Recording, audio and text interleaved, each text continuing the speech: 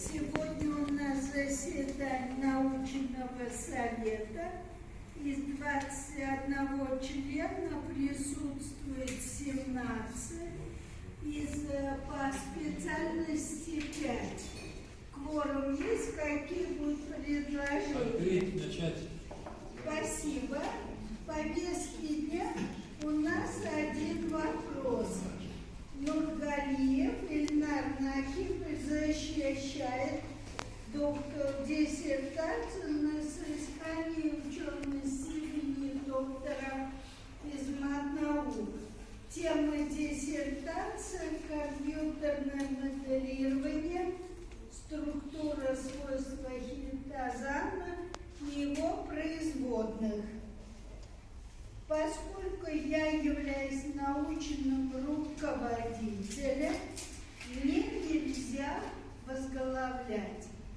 Более того, оказывается, и Ашуров не может, место будучи зам, у него есть публикации совместные. Поэтому мы попросили профессора Бабаева сегодня быть председателем. Спасибо большое, Турбанака, что вы согласились. Поэтому, с вашего позволения, профессор Бабаев продолжит работу. Мархамад, доброе утро.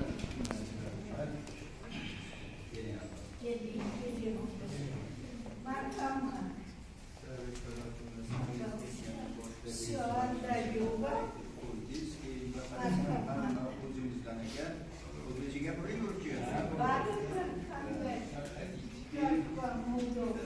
İlmi maslahatçı bulup bu işe zonlarınız kimyaparlar doktoru, profesör, akademik Sara Şarapovna rahbarli kıyarlar. Burada abonentler sıfatıda akademik Rasyefalar Akademiyası'nın akademik Haklov Aleksey Irenovich, keyin fizika matematika fanlari doktori professor Madrasulov Davron Urovich va kimyo fanlari texnika fanlari doktori Adedova Fatima Cho'chiyev. Iduşa kendisine mededik.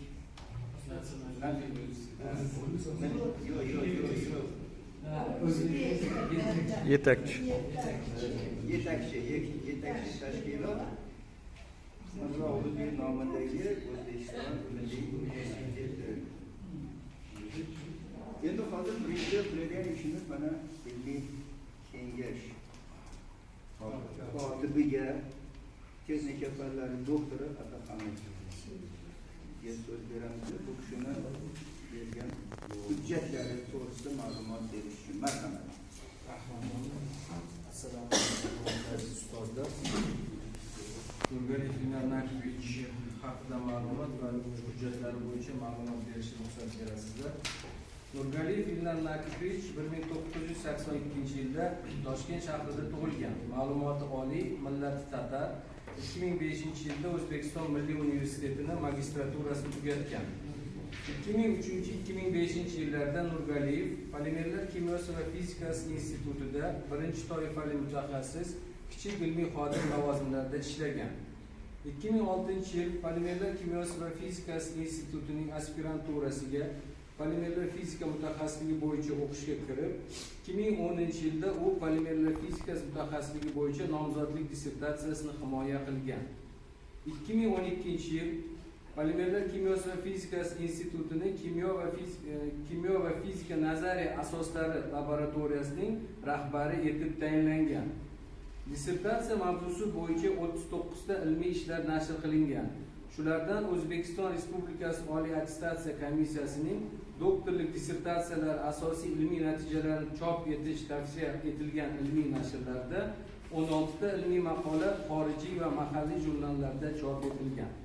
Dissertatsiya ishi Polimerlar kimyosi va fizikasi instituti ilmiy seminarida, Lomonosov nomidagi Moskva davlat universiteti fizika fakulteti ilmiy kengashida hamda polimerlar kimyosi va fizikasi huzuridagi ilmiy darajalar beruvchi ilmiy kengash seminarlarida muhokama qilingan va ijobiy xulosalar olingan. Nurgaliyevning shaxsiy hujjatlarida dissertatsiya ishini himoya qilish uchun barcha hujjatlar mavjud. Dissertatsiya mavzusi Oliy attestatsiyon komissiyasida FE31 raqami bilan ro'yxatga olingan. Himoya haqidagi e'lon 2019-yil 16 sentyabrda O'zbekiston Respublikasi Oliy attestatsiya komissiyasining veb-saytida va Ma'rifat gazetasining 2019-yil 18 sentyabrdagi 72 sonida e'lon qilingan. Shuningdek, 2019-yil 20 sentyabrda Zionet axborot tarmog'i portaliga va Polimerlar kimyosi va fizikasi instituti veb sahifasiga joylashtirilgan. Hozirgi kunda Nurgaliyev O'zbekiston Respublikasi Fanlar akademiyasi Polimerlar kimyosi va fizikasi institutida laboratoriya mudiri lavozimida ishlab kelmoqda. U oilali, bitta farzandi bor. E'tiborlar uchun rahmat. Rahmat, salomat bo'ling. Endi Savollar yo'q. tushunarli savollar yo'q bo'lsa. Marhamat, bo'lmasa для оглашения основного содержания вам слово. Совершенно хотел. До 30 минут. Здравствуйте, уважаемый председатель, уважаемые члены научного совета. Разрешите представить вашему вниманию работу на тему компьютерной моделирования структуры свойств китозана и его производных. Выполнена в Институте химии и физики полимеров. Научный консультант, академик следующий вопрос. С тех пор, как появилось, вообще начали разрабатывать теорию квантовой химии, следующие основные ученые пытались объяснить, поставить такое соответствие между реакционной способностью химических соединений и их электронными свойствами. То есть, как электронная структура влияет на реакционную способность химических соединений. То есть, работы начались примерно в 40-х годах Хюкелем, ну и были продолжены далее. С появлением компьютерной техники разработались новые компьютерные программы, которые рассчитывали различные характеристики геометрические, конфигурационные, электронные характеристики химических соединений. И в связи с этим разрабатывались различные индексы реакционной способности для численного описания свойств химических соединений. Отдельными работами являлся Платей, Кабанов, Гросберг, Попов, Лившиц. Начались они с 70-х годов. Это описываются различные теории полимеров, то есть это при помощи статистической физики и других различных описаний. Следующий слайд, пожалуйста. Нами была поставлена задача, как влияет электронная структура на реакционную способность, то есть как можно выявить, например, как можно описать наличие молекул двойных, тройных связей, различных функциональных групп, содержащих гетероатомы, например, полимеров, которые приводят к дальнейшему увеличению или уменьшению реакционной способности. Следующий слайд, пожалуйста. Индексы реакционной способности, они делятся на два типа, это которые определяются приближением реагирующей молекулы, когда учитываются свойства переходного состояния химической реакции, и вторые это приближение изолированной уже молекулы с учетом статистических свойств лишь исходных веществ великих реакционных промежуточных комплексов. Мы здесь рассматриваем следующие виды индексы реакционной способности. Это жесткость, мягкость, электронный, химический потенциал, атрофийность, функции Фукуи. Как видно из данных уравнений, все связаны с энергией высшей занятой молекулярной орбитали и энергией низшей вакантной молекулярной орбитали. То есть это ВЗМО, НСМО, на английском аббревиатуре ЕХОМО и ЛУМО. Следующий слайд, пожалуйста. В связи с этим целью данного исследования является молекулярное моделирование электронных сетей, китозана его производных и установление взаимосвязи реакционной способности с их структурой. Нами были поставлены следующие задачи. Это разработка концепции зависимости реакционной способности полимеров, содержащих функциональные группы от величины шире электронного спектра. Изучение компьютерными методами электронное строение путины, китозана и его производных с различной длины цепи и степени дозацелирования, также с учетом проходения молекул китозана. Расчет энергетических параметров взаимодействия полимерных цепочек хитина, китозана и карбоксиметилкитозана при агрегации частиц. То есть это максимум энергии взаимодействия, поверхностная площадь, летного вяза. Расчет электронных характеристик такого производного, как карбоксиметилкитозан, то есть его трех производных, выявлению взаимосвязи с их реакционной способностью, строение с реакционной способностью, а также построение алгоритма агрегации цепей карбоксиметилкетазана. Изучение метода молекулярного динамического моделирования взаимодействия китазана с карбоновой кислотой для выявления структуры динамических характеристик. И последнее – это проведение апробации химических расчетов для моделирования электронной структуры и установления реакционной способности для целлюлозы производных полиэтиленов, полисопряженных полимеров. Следующий слайд, пожалуйста. Объектами исследования являются природные полимеры хитинкетазанового производные.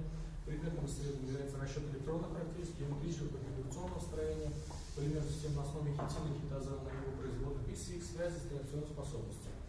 И методами исследования, которые были проведены на работе, это был метод молекулярной механики, динамики, квантохимические, полуфизические методы в рамках использования программы гиперхемки, эндровки, про который входит проект программы ипотеки ИОС 2010. Следующий, пожалуйста. С точки зрения теории взаимодействия двух молекул можно рассматривать здесь схему уровня энергии молекулярных орбиталей. То есть можно рассматривать, когда волновые функции перекрываются, а когда они остаются одинаковыми. То есть здесь они перекрываются и изменяется уже значение волновой функции. Мы будем рассматривать вот это взаимодействие, когда энергия взаимодействия волновой функции изменяется уже взаимодействующей системой. Согласно теории присутствия барьер для химической реакции описывается следующим уравнением. Здесь вот прибронная константа, которая определяется следующим уравнением. Если же мы рассматриваем взаимодействие, например, полимер А полимера плюс Б реагента, то нам надо уже вносить как некое возмущение в волновую функцию. То есть вот здесь мы изменили нулевое значение СМО на возмущенное значение СМО. Здесь вот мы его переписали, то есть мы переписываем его с определенным коэффициентом. Где мы здесь вот вырезали вот этот коэффициент, который характеризует возмущение, вот здесь вот параметр возмущения, который вносит в систему,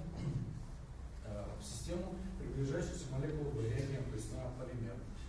Теперь мы вместо вот данного вот уравнения мы запишем вместо вот вибронной константы, уже согласно с учетом данной константы, нами получилось такое уравнение, на основе которого можно теперь вычислять вибронную константу с возмущенной волновой функцией.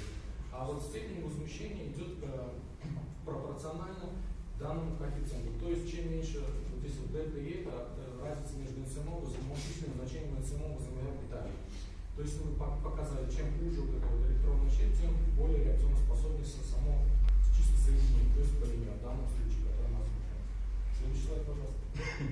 Ну что касательно применительных высокомолекулярных соединений, которые содержат в себе различные функциональные группы, например, полимер. То есть вот здесь вот показана электронная страница полимера, то есть у него различные электронные структуры, то есть где содержатся одни функциональные группы, где содержатся другие, то есть численные значения будут различные. Показано, что вот этот данный интеграл возрастает со степенью локализованности электронных полимеров. Вероятность попадания омега в локализованное место А со стороны атакующей молекулы узла уменьшается с увеличением лямбда. То есть вот такое вот выражение. Поэтому общая вероятность реакции пропорциональна произведению вот этого вот интеграла на омегу, и в зависимости от величины лямбда будет иметь максимум при некоторой вот лямбда максимальной вот 1 делить на LCL, это длина вот этой вот степени локализованности. Следующий. Нашим объектом был выбран хитозан, хитин, так как работа была выполнена в Институте химических полимеров, очень большая экспериментальная работа была, и сейчас на данное время проводится. Этот уникальный объект обладает биологической активностью, а также сложным строением. Он является полимером, который получает из хитозана деацетилирование. Поэтому нами была поставлена одной задачей изучить конкретное электронное строение хитина и хитозанового производных, а также цепи различной длины, степень деацетилирования хитозана, также с учетом протонирования мигры.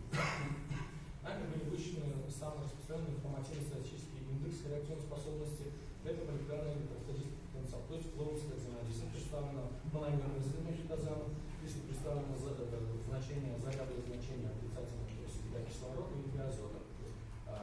Положительный знак компрессивного потенциала отражается зеленым цветом в области неподеленных электронных пар на атоме азота, кислорода, электростатический потенциал отображается красным цветом. То есть на мономерном цвете видно, какие функциональные группы будут подвержены нуклеофильной или электрофильной атаке. Следующий слайд, пожалуйста. Здесь представлено уже электронное строение хитозана, то есть это СМО, ГЗМО орбитали. Видно, что они расположены, ГЗМО орбитали в основном расположены на амино НСМО расположены уже на всем наверное, звене, как можно сказать. И вот метод граничной орбитали определяет относительно реакционную способность соединений по энергии в граничных молекулярных орбиталях. То есть верхняя занятая молекулярная орбиталь нуклеофила или нижняя НСМО электрофила. Положительная энергия НСМО определяет нуклеофильные свойства молекул, отрицательная электрофила. То есть если вот НСМО положительная, значит у нас нуклеофильные свойства, нуклеофильные свойства характерны для хитазана, поскольку содержит бета-атом с определенной кровной парой, который может взаимодействовать с положительно заряженными катионами и другими соединениями. Ну, здесь вот представлены численные значения НСМО, ВЗМО, здесь такая вот щель в ходе расчета полуэмпирически получилось. Тогда в данной таблице представлены численные значения электронных свойств хитазана, изомер, мономер. Видно, что небольшое изменение идет в зависимости от того, какие бета-атомы входят, потому что, в принципе, хитин и хитазан по строению не очень сильно отличаются, там ацетоидная группа, а там аминная группа. То есть не слишком сильные значения, поэтому они как бы входят в природный полисахарид, в принципе, практически одно соединение. Как известно, хитазан при проведении различных экспериментов с хитазаном его растворяют в слабокислой уксусной кислоте. Ну, вообще, должен быть слабокислый раствор для того, чтобы разрушить межмолекулярные водородные связи между цепями, и он растворился, провести растворение.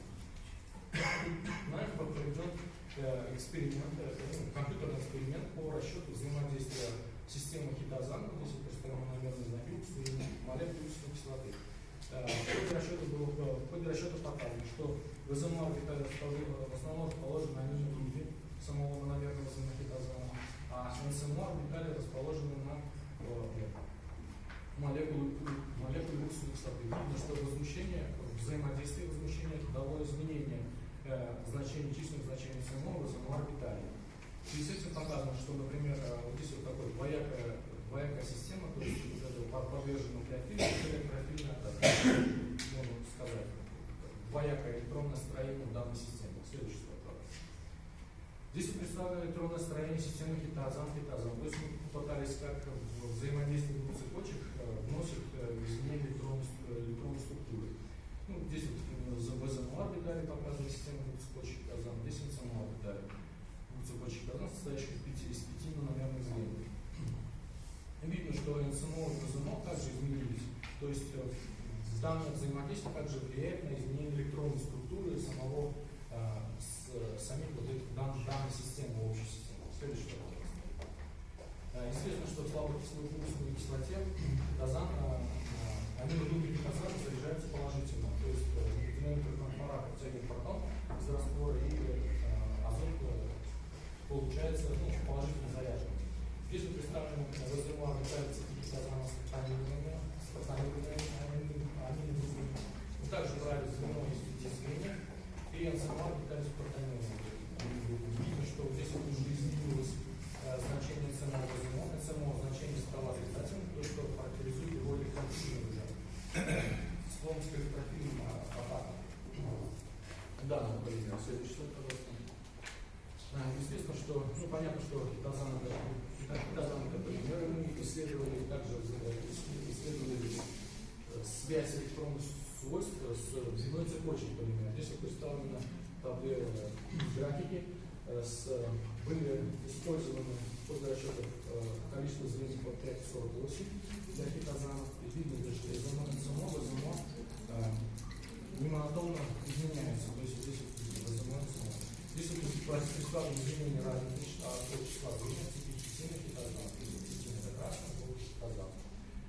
Мы это связываем именно с конфигурационным строением самого хитина хитазана. То есть мы брали не 100% хитазан, и функциональные группы были, которые расположены хаотично.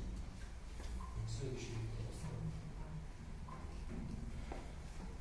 Для самого хитазана характерна степень дезоцилирования, то есть определенное количество аминогрупп и некоторое количество ацетамидных групп, которые характерны для хитина.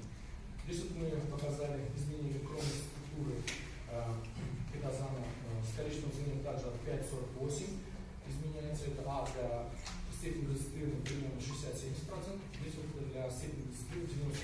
Видно, что для степени дезоцилирования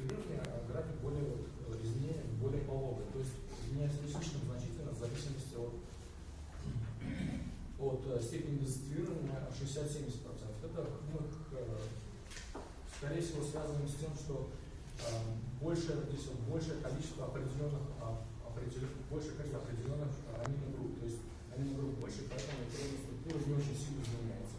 Следующий слайд, пожалуйста. Здесь мы показали, как изменяется электронная структура, то есть ширина электронной щели, да, в зависимости от того, как расположены функциональные группы. То есть здесь вот хаотические единицы, вот определенное значение здесь говорит о сборе. Здесь вот они расположены блочно. Здесь мы брали цепь хитиновую, которая соединяется с казановой цепью. Щель также изменилась. То есть вот это вот уже строение само влияет на электронное изменение структуры. А также в реакционном центре было именно вот у нас мономерного звена хитина и казана. Здесь вот также представлено тоже для таких же соединений, для таких же цепочек, это меньшего размера. Также вот то, что и размер также влияет на изменение электронной структуры.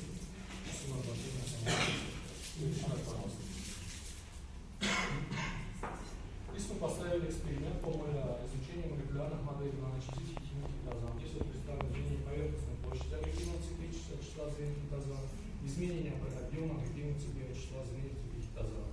Здесь вот в красном ряд представлен хитозан со степенью дезинфицирования 90%, а степень дезинфицирования синим представлен хитозан со степенью дезинфицирования 60-70%.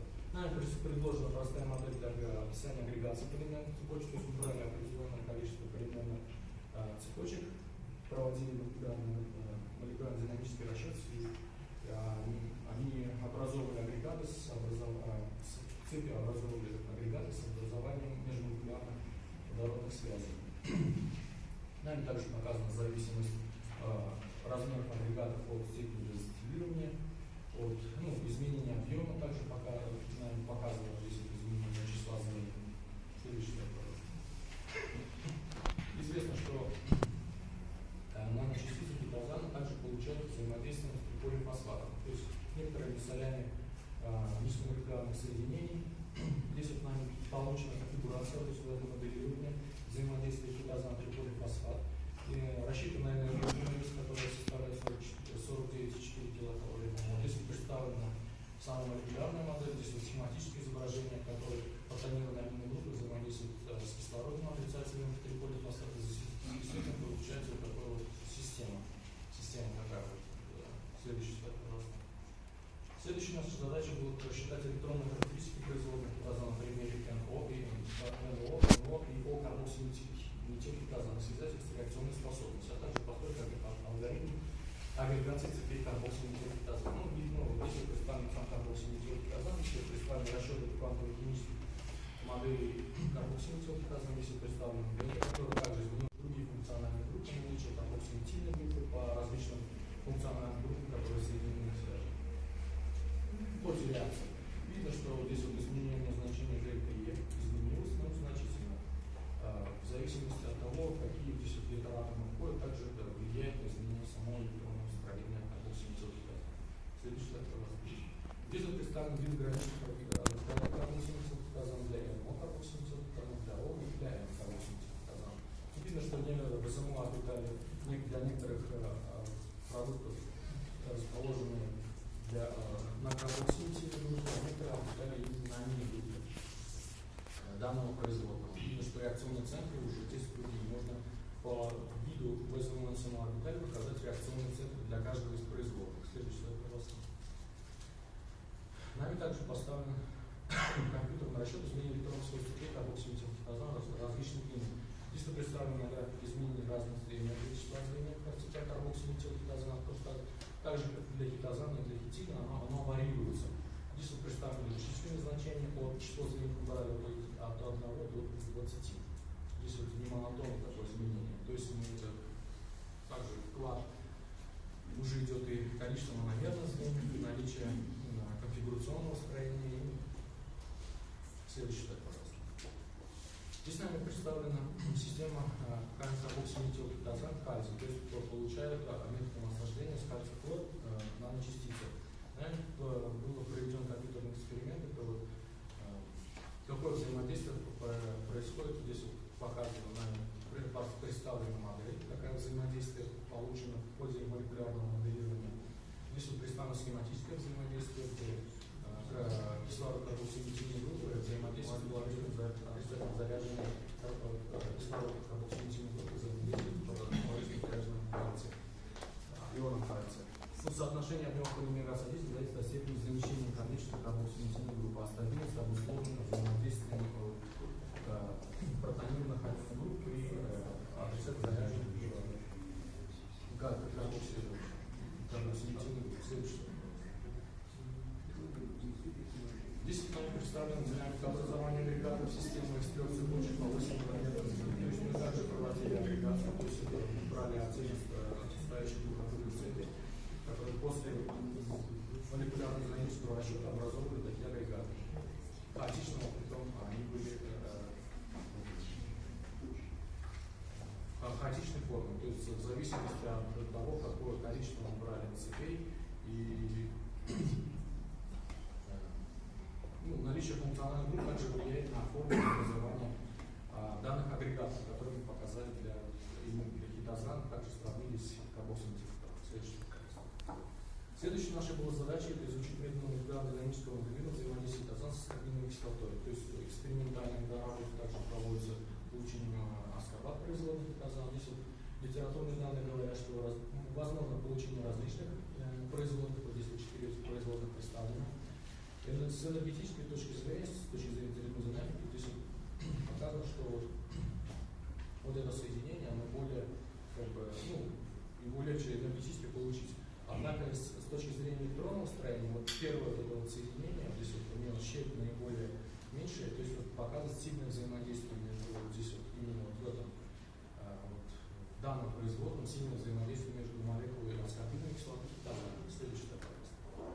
Здесь нами представлено электронное строение модели взаимодействия хитозана с аскорбиновой кислотой. Видно, что здесь вот также изменилось электронное строение, то есть это численное значение ценного земного орбиталя, здесь вот представлена агрегатная модель.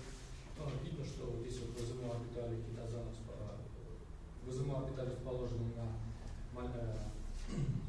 уксусной кислоте, на аминокислотной кислоты, а НСМО орбиталь расположен на аминной группе в основном. Такая тоже двоякая система, то есть с характерными реакционными центрами.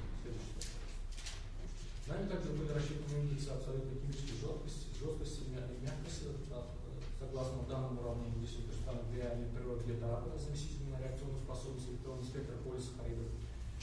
Взяли вот различные полисахариды, хитозан, различные карбоксилы, хитозан и целлюлозу.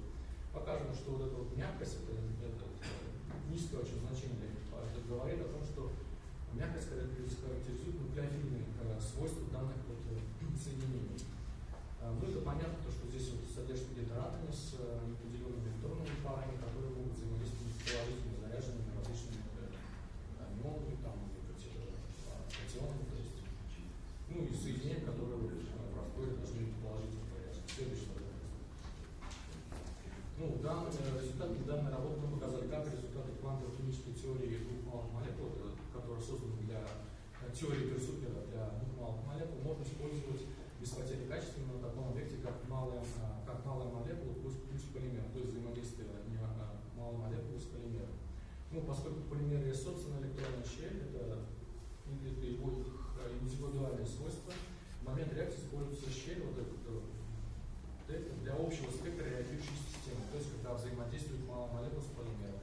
И мы показали, как можно связать вот эту щель с индивидуальной характеристикой щели полимера. Это нам удалось сделать во втором порядке теории возмущения при вычислении электронной константы. В данном случае она возмущена. Следующий так, пожалуйста.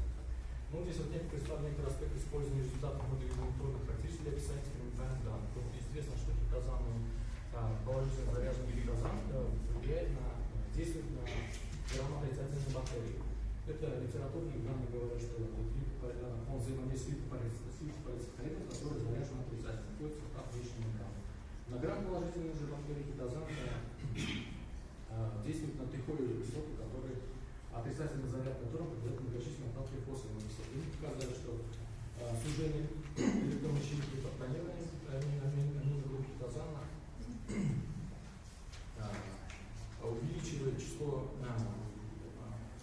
увеличивает именно взаимодействие с отрицательно заряженными молекулами. И для максимальной антидекровной активности хитозана необходимо максимальное количество свободных аминогрупп, которые заряжены положительно. Следующий. Ну, и биоцидное действие молекулярного хитозана, это мы показали, что увеличение количества аминогрупп позволит более прочному связанному полимеру с поверхностными структурами клетки, что уменьшает скорость питательных веществ. А рецепторная активность связана с ацетилированным звеньем хитозана, который отвечает за связь сетевого полимера с специфическими растительными рецепторами. То есть мы показали, в ходе расчета мы показали, можно сказать, что для проведения различных экспериментов или использования максимальной биологической активности хитозана необходимо степень дозирования максимальная для хитозана и количество пропонированных аминогрупп максимально должно. Следующий слайд, пожалуйста.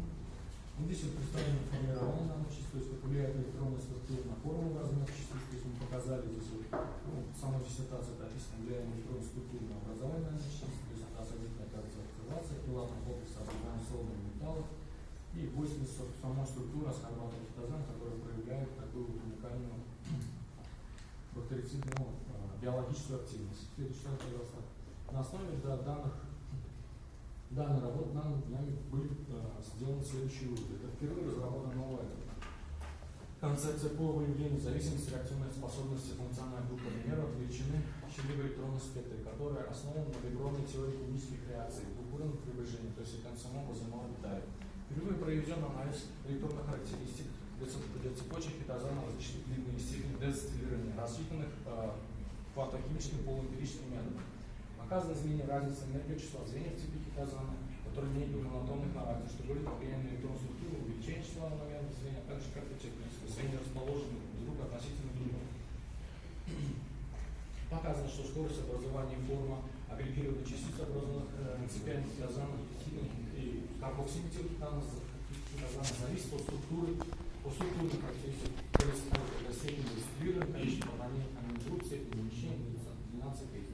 При этом агрегат, например, карбоксиметилхитозан имеет более компактное строение по сравнению с агрегатом хитозана, вследствие большего числа водородных связей между цепями. Проведенные молекулярно динамические квантохимические исследования взаимодействия хитозана с аскорбиновой кислотой, и нами были показаны различные типы взаимодействия хитозана с аскорбиновой кислотой. И с точки зрения квантовой химии мы показали, что вот именно вот первый на стадии, который был, он является как бы более с электронной точки зрения более эффективным. Данный подход опробирован для моделирования структуры, электронной структуры и связи с реакционной способностью целлулозы производных некоторых полиолефинов, а также соединений с использованием слоевых элементов. Данное исследование для наличия различных заместительных изменений электронной структуры нам говорит, что наличие функциональных групп различных изменяет, которые встречаются с различными заместителями, изменяет электронную структуру, следовательно, увеличивая или уменьшая реакционную способность. Результаты компьютерного моделирования электронной структуры хитозана показало сужение электронной шлифа при протонировании аминогрупп. Вследствие этого хитозан проявляет электроактивную природу, что характеризует взаимодействие отрицательно заряженных поверхностей спектральных клеток. Расчеты показали изменение электронной структуры при оценке реакционной способности хитозана в цепи различных длины, степени дистиллирования, а также что цепи хитозан с большей степенью дистиллирования имеют более равномерную электронную структуру, что нежели цепи с меньшей степенью дистиллирования. Такое изменение относит большое количество аминогрупп цепей хитозана. Спасибо за внимание. Все. Спасибо. Maruzat üyede. Kimde kanata merhamet sağlar maruzat merhamet. Желательно коротко расскажите, пожалуйста, какие конкретные теоретические и практические результаты вы получили путем моделирования структуры исхода хитозана? Согласно разработанной новой методике связи реакционной способности на основе теории Берсюкера, нами была она немного модернизирована. Мы показали, что сужение вот этой щели увеличивает реакционную способность. Впервые мы показали в зависимости от изменения электронных характеристик хитозана различных цепей, длины различных цепей, в зависимости от степени дозирования, потому что в мире это никто еще не проводил. То есть изучение зависимости изменение электронных характеристик от степени дезацетилирования, от длины цепи хитозана, хитина, это можно никто не проводил. А в практическом аспекте последняя глава диссертации была посвящена именно взаимосвязи проявляемых свойств хитино-хитозанового производа с электронными свойствами. То есть с электронными свойствами. То есть, был проведен большой анализ экспериментальных данных, то есть было показано, как электронная структура влияет на проявление биологически активной системы. У вас получается наука или, например, и наука производства, как вы думаете? У нас работа теоретическая. Мы сами, она носит такой фундаментальный более характер, и мы можем только некоторые такие фундаментальные выводы сделать для экспериментаторов. То есть, как я уже говорил, необходимо для получать хитозан в большей степени дезацетилирования. Для различного применения, например, какие-то либо это олигомеры хитозана проявляют определенную биологическую активность, и высокомолекулярный хитозан проявляет другую биологическую активность. То есть это может быть или проникновение внутрь клеток бактерий, связанные с ДНК и умертвление этих бактерий. Либо, например, высокомолекулярный хитозан покрывает стенки бактерий, клеток, которые препятствуют уже проникновению питательных веществ также. Sorularına gelip balıklarla oldu bir cevap. Lazımsız. Elektrikli salatlar. Markalar. Профессор Кудикин, пожалуйста. Да, правильно понял. Значит, что можно взять изолированную молекулу, какую-то макромолекулу, у нее будет какая-то одна различная дельта Е. Мы можем посмотреть взаимодействие ее, значит, с малой молекулой, то есть помещая макромолекулу в какую-то среду. И посмотреть таким образом, как влияет взаимодействие на реакцию, будем говорить, как это самое, взаимодействие между полимером и растворителем на величину щи. Это можно оценить с этого подхода? Да, можно. Спасибо за вопрос. Это можно оценить. Во-первых, можно учесть влияние растворителя, влияние взаимодействия полимер-полимер, полимер-растворитель, а также взаимодействие именно атакующей молекулы. То есть это может быть низкомолекулярное или высокомолекулярное соединение. То есть на основе принципов квантовой химии можно оценить это взаимодействие, изменение электронной структуры и показать, между какими атомами изменилось, например, зарядовое состояние, и геометрически какие атомы сблизились, и можно сказать о том, какая реакция может пойти. То есть можно провести такой прогноз химической реакции. То есть также можно использовать методы молекулярного моделирования, однако все это зависит от того, какую систему мы берем. То есть система, если очень много атомов, то машинное время очень большое для расчетов. Именно с точки зрения особенно квантовой химии, например, DFT тот же самый метод, любые полуэмпирические методы. Метод молекулярной динамики в этом случае он более по времени и по скорости он лучше в данном случае, если рассматривать огромные большие системы.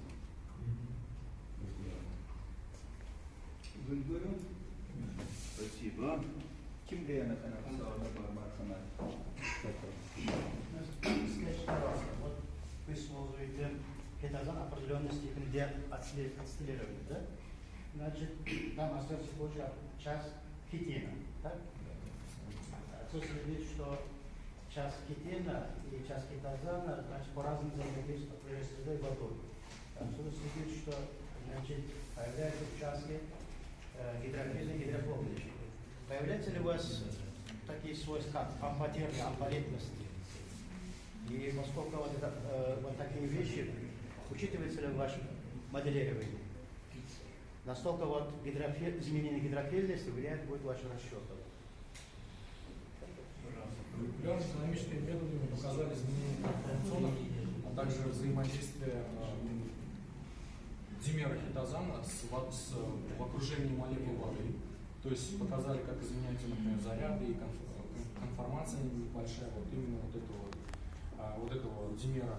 Но именно если рассматривать именно с квантово-физической точки зрения, то наличие именно конкретно большого количества растворителя, часто можно сказать, если молекула, например, воды, то машинное время очень слишком возрастает. То есть мы не можем проводить такой вот расчет на данном компьютере, который мы используем в данной работе. Но мы это будем продолжать в будущем. На конференции также мы обсуждали этот вопрос использования суперкомпьютеров в России, то есть это в ИФСе и в МГУ, для расчета уже больших многоразмерных систем, которые могут рассчитывать большую систему молекулярную, то есть уже взаимодействие с растворителем и вот большие макромолекулы, то есть это уже за 100 звеньев и больше, например, можно брать в расчет. Пока мы делали такой вот именно электронные характеристики, показали функциональную группу, как влияет, и небольшие мы брали вот размеры длины.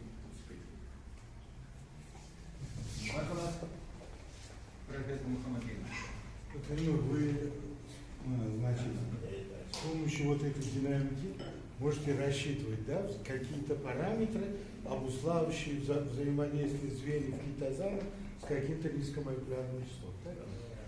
Так вот, с этой точки зрения, вот теория Флори-Хаггинса, есть знаменитый параметр Флори-Хаггинса, который позволяет оценить взаимодействие, например, растворителей с полимером.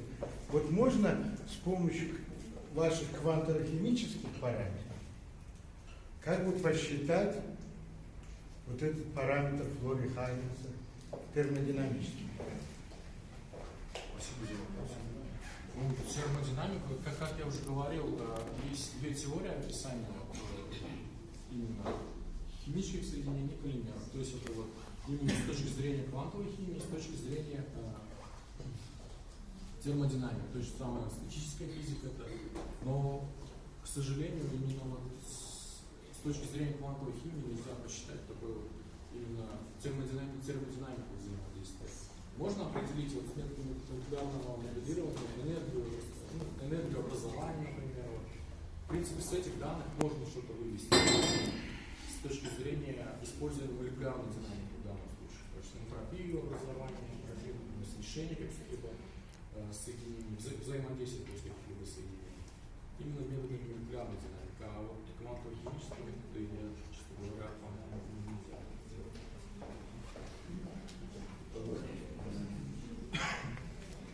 Проходим туда, пожалуйста. Очень интересную работу мы с вами поэтому еще обсудили. Реакция хитозана с кальцием. Ты описал здесь. Ты делал... Нет. Карбоксилитоций да? Где предпочтительнее идет? Межцепочно или внутрицепочно? По расчетам. По расчетам, в связи с тем, что наличие таких больших функциональных групп, которые находятся в любом случае, именно в любом случае, любой полимер, вот он жесткоцепный, все равно есть определенное взаимодействие внутрицепочное. Вот в случае даже с кальцием, может ли идти внутрицепочечно или только идет межцепочечно? Вообще, по расчетам. По расчетам вообще возможно и внутрицепочечно, но основное количество взаимодействий идет межцепочечно. Поэтому они осуждаются. То есть именно вот этот низкомолекулярная соль, именно всегда для того, чтобы образовывать межмолекулярные взаимодействия, чтобы образовывались агрегаты, наночастицы. Ну и методом сегментации дальше их можно еще.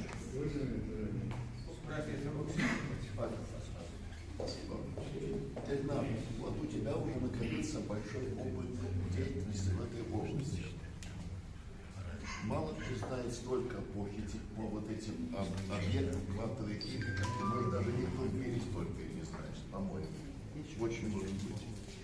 Вот как ты считаешь, вот такой параметр, как степень локализованности и делокализованности орбиты? Вот. Где реакционная способность больше? Вот где делокализована орбита или где она собрана? Как ты считаешь? Где она собрана, то есть где она собрана, там вот эти вот и разветвляющие орбитали, то есть в изомосе орбитали именно расположены. Именно вот это вот дает реакционный центр. Это было просто имеет большую плотность, значит больше число заполнений. Да, больше число заполнений, взаимодействие этих орбиталей, то есть молекулярных орбиталей. Ну, это как вот, например, можно сказать, практически уникальными, которые проявляют наночастицы именно. То есть вот это вот наночастицы, где вот идет взаимодействие межмолекулярное, ну и вот, где цепочка, да, например. Вот. Спасибо. Еще один вопрос, если позволите. Еще тоже из общей теории полимеров. Как его представлял Илья Михайлович Лейбниц, не знающий квантовой химии. И ты знаешь, и современные люди в Москве тоже не особенно ее знают, они немножко другими понятиями пользуются. Лейбниц говорил, что полимер это, во-первых, два качества. Много мономеров, и во-вторых, линейная память между предыдущими и последующими. Почему углерод между ними? Это что, совершенно особый, который может создавать линейную память? Вот как ты вот? Что-то сложились у тебя эти соображения? Ну, это, скорее всего, это связано именно с электронным строением самого углерода. То есть именно такое электронное строение было положено в основу всей организмной химии. То есть, почему не кремний? По-видимому, что там? Более легкая гибридизация, да, наверное? Да, там именно электронное строение, гибридизация, электронная структура этого атома, она отличается от него. И в связи с этим это, скорее всего, привело к образованию вообще органики. Спасибо. Академик Рахман Бердыев. У меня такой вопрос. Вы установили взаимосвязь, зависимость реакционной способности функциональной группы полимеров от величины щели электронной связи. Вот у меня такой вопрос. Можно ли устанавливать связь между элементарными звеньями? Например, возьмем 3 полисахарида, питозан, скажем, декстран и вот крахмал. Один связан, один 4 связан, другой связан, один 6 связан. А третьего, скажем, крахмал, имеется 1,4 и 1,6 связь. Можно ли это уловить, эту связь по величине электронной щели спектра? Отражается ли эта связь между элементарными звеньями на вот эту нашу реакционную способность? Вот если можем ли это заметить, может, это разница? Да, любое строение, изменение какого-либо конфигурационного строения, наличие различных функциональных групп изменяет электронную структуру. Только, например, если,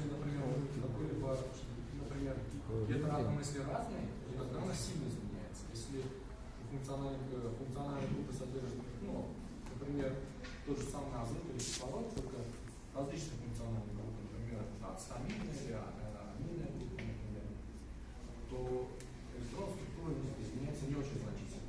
То, что вы спросили, это тоже влияет на изменение электронной структуры. Между связью, между звеньями, между цепочками, элементарными звеньями. Значит, она тоже влияет, да, выходит? Да, можно такое предположение сделать? Влияет, да, каждая функциональная группа на наличие различных... Независимо от функциональной группы, только связи. Да, любая связь, она, в принципе, изменяет электронную. В зависимости от того, например, если это полисопряженный полимер, например, то эта величина очень сильно сужается. То есть он является, можно сказать, диэлектрические свойства проявляет. Например, для полисопряженного, то есть наличие двойных связей это сильно влияет. А наличие же одинарных связей не очень сильно влияет. То есть делокализация происходит. Есть еще вопросы? Есть еще раз. Пожалуйста. Спасибо. Вот наша область тем характерно и отличается от всего на свете, что она связана с живое и неживое. Правда? Вот мы кто. Живое, объекты неживые. Там полимеры, тут полимеры. С точки зрения квантовой химии, как ты думаешь, чем это отличается живого от неживого? Что нужно сделать с неживой молекулой, с орбиталями, чтобы она приблизилась к живой? Стала единицей конструкции живого объекта. Мы далеки в понимании этого пока, да, очень, видимо. Да, очень. Честно говоря, даже не знаю. Да. Ну, по химическому строению можно сказать, что, например, определенные атомы характеризуют органику, определенные, например, те же самые атомы или функциональные группы, из которого построено соединение, можно сказать, что оно не является живым, то есть не относится к живым организмам. Но все-таки углерод, видишь, какой, там и там, да. Да, углерод и живой. Спасибо. Именно электронное строение. Поляр, достаточно.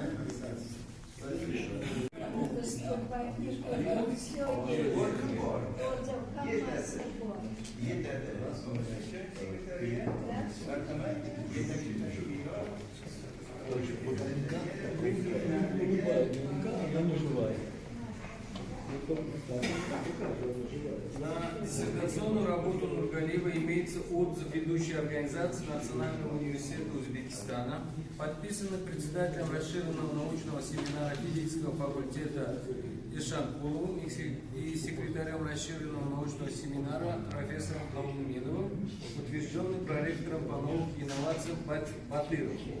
Отзыв положительный, имеется замечание. Первое.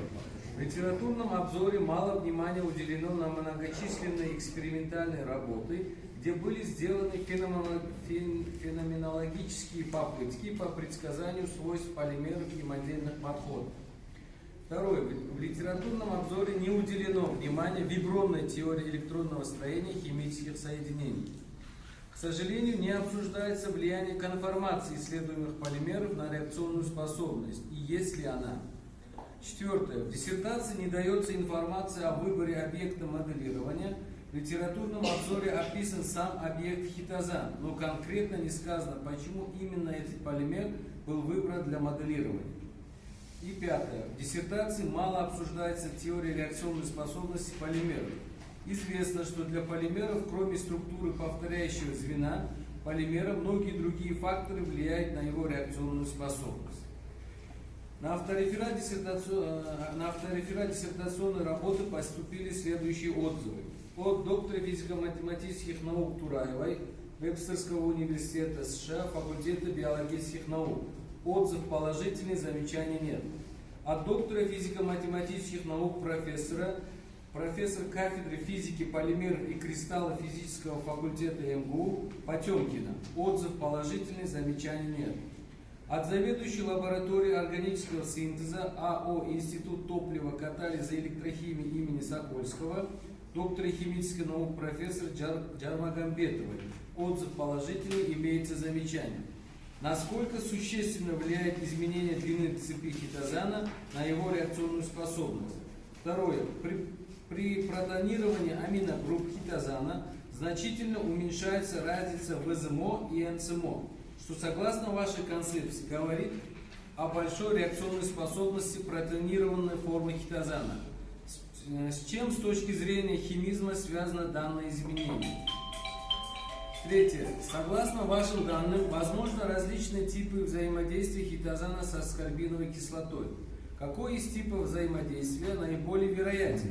Насколько сильно взаимодействие хитозана с аскорбиновой кислотой? Возможно ли замещение аскорбат-ионов комплексными анионами металла? Следующий отзыв от заведующей кафедры высокомолекулярных соединений и коллоидной химии химического факультета Воронежского государственного университета, доктора химических наук Шустакова. Отзыв положительный, имеется следующее замечание. Известно, что величина энергии НСМО и ВЗМО очень сильно зависит от точности квантохимического расчета и выбора базиса. Чем в данном случае определялся выбор именно полуэмпирических квантово-химических методов? Второе. В настоящее время имеется достаточно много пакетов для выполнения квантохимических расчетов. Почему именно чем был обусловлен выбор пакета HyperChem в качестве рабочего инструмента? Третье. При молекулярно-динамическом моделировании полимеров стараются увеличить шаг интегрирования уравнений движения. Использовались ли эти приемы при проведении вычислений? Пятое. От заведующей кафедры физической химии Национального университета Узбекистана, доктора химических наук профессора Акбарова. Отзыв положительный, имеются замечания. Первое. Слабо описаны причины немонотонного изменения величины щели НСМО и ВЗМО от числа мономеров и степени протонирования хитозана. Не показано влияние надмолекулярной структуры хитозана на его электронные характеристики и реакционную способность. Следующий отзыв от директора НТЦ фарматерапии, доктора технических наук Абет Нигматовой. Отзыв положительный, замечаний нет. Отзыв от заведующей кафедры химии Черчикского государственного педагогического института доктора химических наук доцента Бекчанова. Отзыв положительный, имеет следующие замечания. В литературном обзоре не уделено внимания обзору программного обеспечения, возможно, его можно было описать в приложении. В заключение можно было бы сделать конкретные практические рекомендации по применению результатов работы в эксперименте. Отзыв от доктора химических наук кафедры физики полимеров и кристаллов физического факультета МГУ Жоховой. Отзыв положительный, замечаний нет. Отзыв от профессора школы фармации университета Рейдинга, Великобритания Хуторянского. Отзыв положительный, имеются следующие замечания. Вывод 3. В заключении написан слишком общим языком. Считаю, что он бы звучал лучше, если было бы указано, какими конкретно методами было показано, что в данной работе скорость образования, форма и размер агрегированных частиц зависит от структурных характеристик полисахаридов. Существует множество экспериментальных работ, где показано, что степень дезоцилированного количества протонированных групп, степень замещения и длина цепей данных полисахаридов влияет на скорость образования, форму и размер агрегированных частиц. Ценностью данной работы является именно использование теоретических подходов, что не отражено в используемой формулировке данного вывода. Отзывы от доктора физико-математических наук, старшего преподавателя кафедры молекулярной биофизики и физики полимеров Санкт-Петербургского государственного университета Михайловой. Отзыв положительный, замечаний нет. И последний отзыв от доктора химических наук, профессора заведующего лабораторией физики полимеров Института элементоорганических соединений имени Несмеянова, Россия, Попкова. Отзыв положительный, замечаний нет. Спасибо.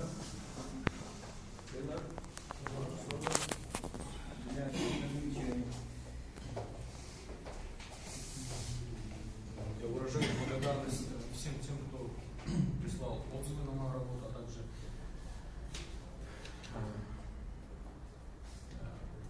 расширенному научному семинару физического факультета, где заслужилась моя работа.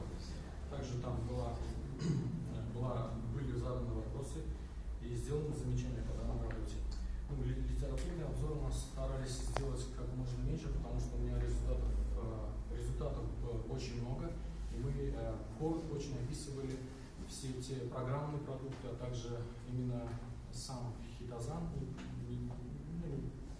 В основном мы делали ссылки, то есть ссылками можно было там конкретно посмотреть какие-либо программы, какие программы мы использовали.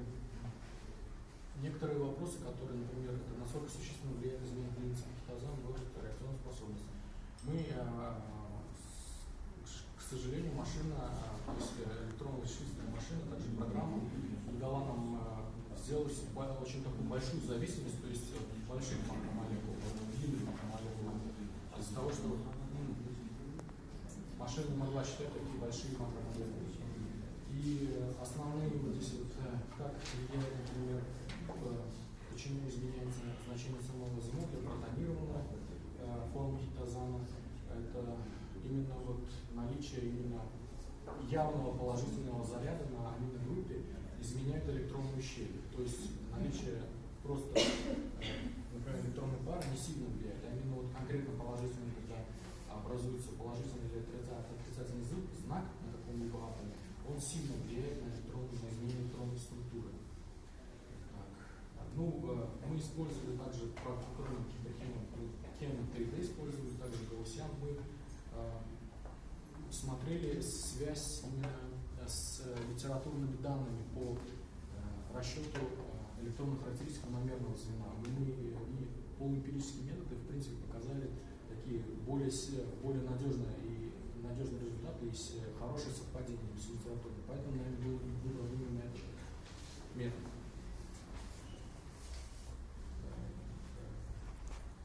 Надмолекулярная структура мы частично показали, то, что, например, если, например, в полимере существуют какие-то кристаллические области, то они менее реакционоспособны, а именно аморфная часть полимера, он более реакционоспособный. Так, и литературные данные также показывают, что, например, даже при получении наночастиц именно аморфная часть, то есть проходит реакция по аморфной части, и получается кристаллит, например, той же самой наноцеллюлозы. То есть можно получить так. То есть экспериментальные данные также показывают. Ну, с остальными всеми замечаниями я согласен. Работа, в принципе, новая, и основные выводы мы делали фундаментально. То есть дальнейшая научная работа будет посвящена уже использованию расчетов больших молекулярных систем, и далее уже будем показывать изменения реакционной способности, в зависимости от того, какой полимер будет по возможности меры на частицу можно использовать. Хорошо. Спасибо.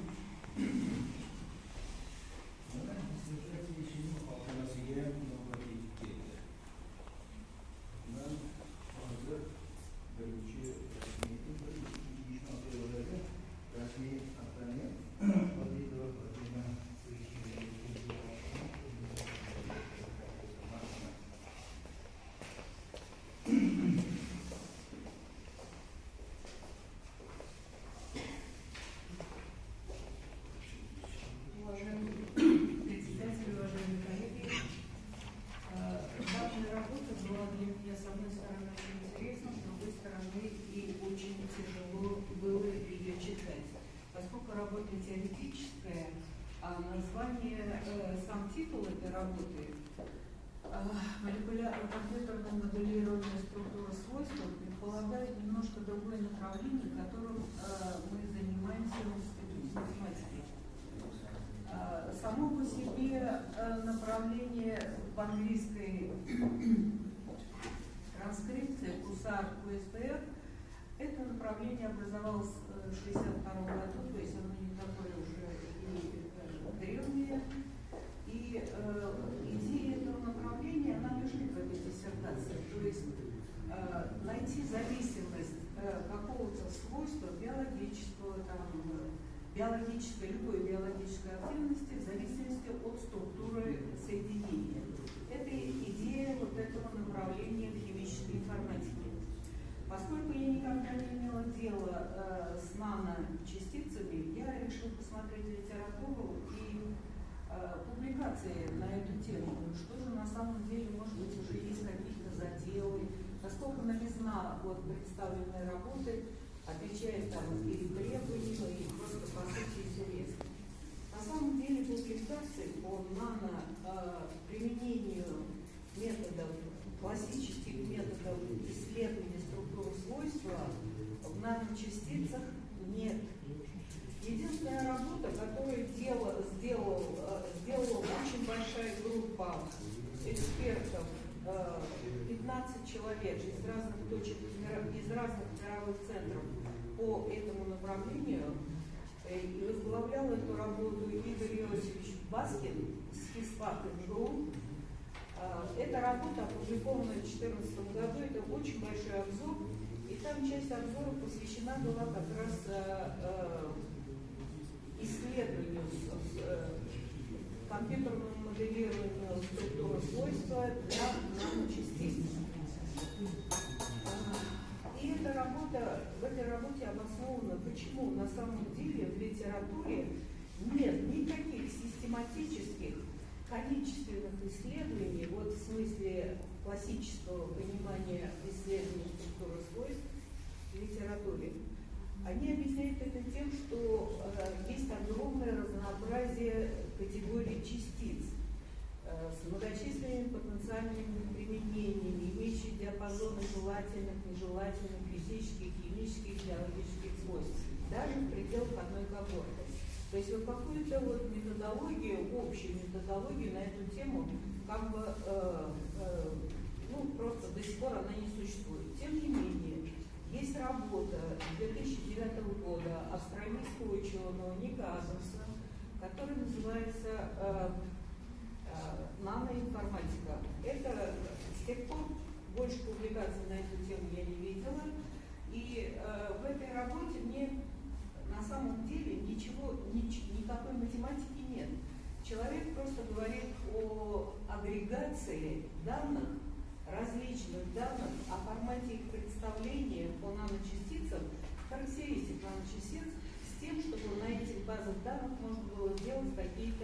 вычислительные эксперименты. Больше никаких работ я не нашла, кроме 2 работ, которые были проведены в университете Северной Каролины в лаборатории очень известного в этой области профессора Александра Троша. Это работы Форчеса и некоторых соавторов, которые работали с наночастицами в классической постановке исследования структуры свойств. Ну, например, чего вот в данной работе я фактически не вижу. Классическая работа, классические методы исследования структуры свойства, они какие? Сама цель исследования состоит в прогнозировании биологической активности по изучению структурных свойств соединения. В математике прогнозные методы реализуются только 2 подходами. Это статистические методы, и химики в этом смысле очень любят уравнение регрессии. И второй метод, который сейчас интенсивнейшим образом развивается, это нейронные сети. Больше никаких других методов прогноза не существует. Значит, здесь задача. Возникает вопрос, почему работа называется исследование структуры свойства? Значит, на самом деле вот этот Форчес показал, что в принципе с наночастицами можно работать и можно прогнозировать статистическими методами их биологическую активность, исследуя структуру. Возникает вопрос, как описать вот эти вот соединения? Мы имеем дело, вот до сих пор просто мой опыт, мы имеем дело с небольшими органическими молекулами. И существует каталог итальянцев, выпущенный уже лет, наверное, 10 назад, который содержит различные характеристики. Это так называемые дескрипторы. Это важнейший шаг в исследовании структуры и свойства. И затем уже идет, собственно, методы машинного обучения, построение модели регрессионной и оценка. Вот это самое главное. Очень много публикаций в литературе, где приводятся данные некорректные в математическом отношении. Это работы и химиков, и совместные какие-то работы. Поэтому эти работы рассматривать как истину в последней инстанции просто невозможно. Вот это мое основное, не то что замечание, а вот здесь, вот в данной работе, после всех этих, вступительных слов, я начала смотреть на эту работу немножко по-другому. Так я не поняла, при чем тут исследование структуры и свойства, когда речь идет об не принятых в этом направлении исследований методов. Нет статистики, нет нейронных сетей, а есть чисто другие методы, методы молекулярной динамики и квантовой химии. Но это на самом деле не криминал. Почему? Потому что в каталоге, который содержит тысячи и тысячи дескрипторы описания молекул в основном топологические, описывают структуру топологическую, саму структуру, графы молекулярные. Здесь в данной работе идет более глубокое исследование тех физических свойств, которые на самом деле очень хорошо ложатся в уравнение, в уравнение регрессии. Вот математические эти формулировки. Вот. И с этой точки зрения никаких претензий к тому, что в названии диссертации стоит исследование структуры и свойства, в общем-то, быть не может. Но, тем не менее, я все-таки внимательно посмотрела 3 главы работы, которые так и называются компьютерное моделирование. Я поняла, что речь идет исключительно о теоретических методах исследования этой системы структуры и свойства, а именно речь идет об исследовании электронных структур. К сожалению, вот для малых органических молекул, которыми мы занимаемся, в плане, разработки нового драг-дизайна, как сейчас это направление называется, там такие глубокие свойства самих соединений не прописываются. Поэтому мы очень часто просто приходит в тупик. Математика чистая, критерии статистические чистые, но с точки зрения химии, как бы вот потребителя нашего, это ничего не дает. Почему? Потому что очевидно, что главного свойства этого соединения, может быть, это свойства электронной структуры, там еще какие-то другие свойства, мы просто не, в уравнение не попали. Так вот, значит, глава 2, результат второй главы, он использует пакет известный, и это тоже не криминал, потому что в последнее время вот такого рода работа не принимается какие-то собственные программные продукты авторского типа. Они не проверены, и поэтому то, что диссертант использует известный пакет, это как раз плюс диссертации. Вот, значит, 3 глава, здесь вот рассчитаны параметры взаимодействия, тоже пакет использован Хайбер-Чем. Это максимум энергии взаимодействия, очень поверхностное поведение. Это, в общем, нормально для дескриптора описания этих объектов исследования. 4 глава. Итак, в 4 главе автор подробно изложил, я тут не буду перечислять основные результаты. Но еще раз я хочу вернуться к 2 моментам. Все-таки очень часто и в автореферате, и в самой диссертации написано, результаты расчета автор сравнивает с экспериментом. Вопрос сравнения – это вопрос корректности этого сравнения. А корректность сравнения оценивается не просто словами, у меня совпали с литературными данными. Там должно быть, на какой выборке, какая выборка у автора, какая выборка в литературе, какие там определенные критерии. Вот ничего такого, которое бы мне, как математику, сказало, что да, корректное сравнение проведено, я в диссертации, к сожалению, не нашла. Но, видимо, в теоретических работах это не принято, возможно так. Но, тем не менее, и Баскин в своих публикациях, и другие, так сказать, люди считают, что вот такие критерии, чисто математические, которые говорят о том, что да, действительно, сравнение корректное, и автор в своем утверждении прав, что он в данном случае имеет место совпадения, они должны быть обязательно приведены.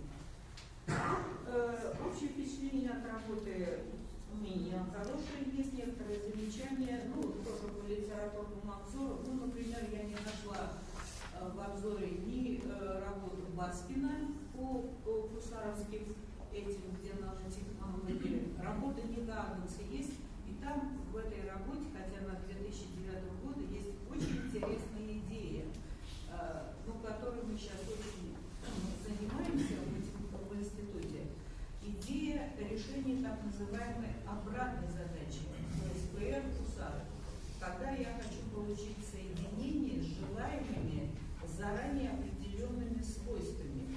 Эта задача не аналитическая с точки зрения математики, потому что в 1989 году группа математиков с физфака СГУ доказала теорему о том, что в принципе эти задачи аналитически решаться не могут. Сейчас эти задачи решаются только с помощью нейронных сетей. Это новое, очень сильно, мощно развивающееся направление в этой области. Некоторые замечания по литературному обзору уже так сказать, звучали. И я просто отмечу совершенно, так сказать, небольшое замечание по стилистике и орфографии оформления работы. Есть ошибки просто в теме. Сделанное замечание не умаляет так сказать, уровня выполненной работы. Об этом говорят и отзывы, которые были присланы по данной работе. Я считаю, что работа вполне отвечает требованиям ВАКа нашего Узбекистана. И, может быть, автору присуждена исполнительная степень. Спасибо. Ренат, вам слово для ответа на замечания.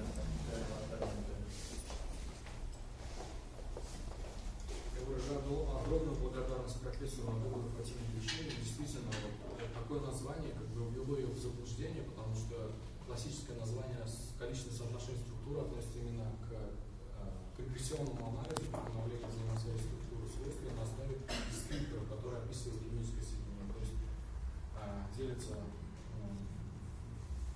В общем, моя кандидатская работа была посвящена именно химическим свойствам, рассчитывали на основе дескрипторов, которые разработали сами, на основе локальных материальных граней, которые рассчитываются из топологии самих полимеров. В данном случае надо было действительно назвать компьютерное моделирование электронной структуры свойств китозамного производа, когда бы уже не было понимания. Классически, да, действительно, именно мы использовали в данной работе только метод молекулярного моделирования. Численные данные, нами нельзя было строить какую-либо параметры ошибки численных значений, потому что в неделю литературы нет никаких данных по того же самого больше локальных сведений. То есть проводили расчет именно к большим молекулярным системам и длинным цепочкам, которые больше 10 даже на момент звеньев.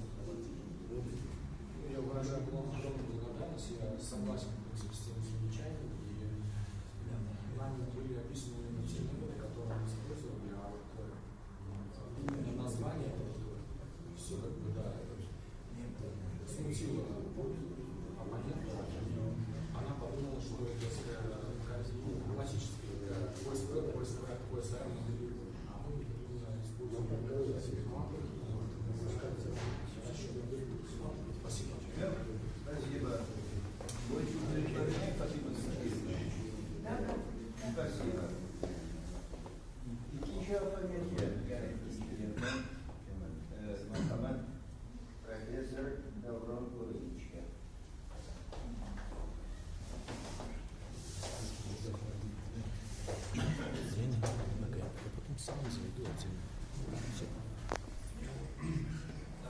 Сейчас буду останавливаться на 3 основных моментах, из которых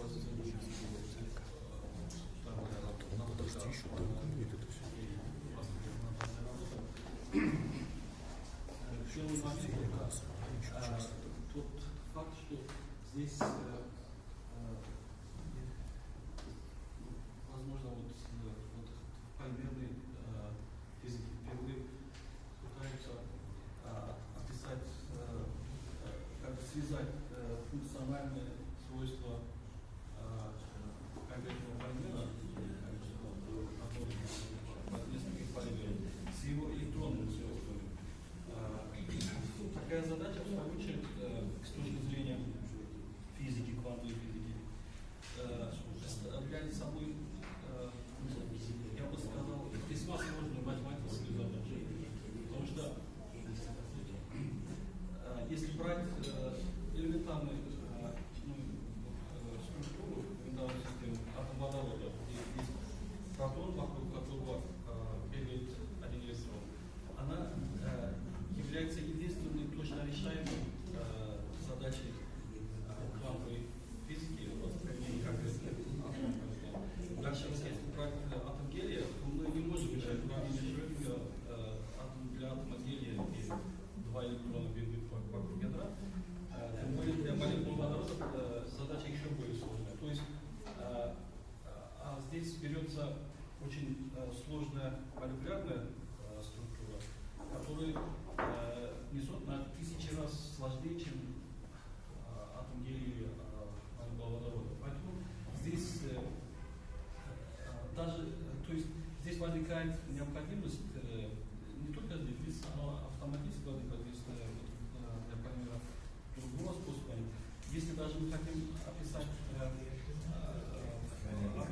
молекулу водорода в рамках квантовой механики, мы хотим этого или не хотим, должны применить компьютерные методы, то есть рассчитывание Шрёдингера численно, а здесь оно не решается. Поэтому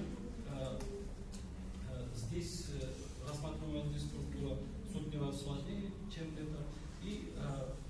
получать уравнение Шрёдингера для сотен, нескольких сотен частиц, что является даже нетривиальной компьютерной задачей, нетривиальной задачей для компьютерного моделирования.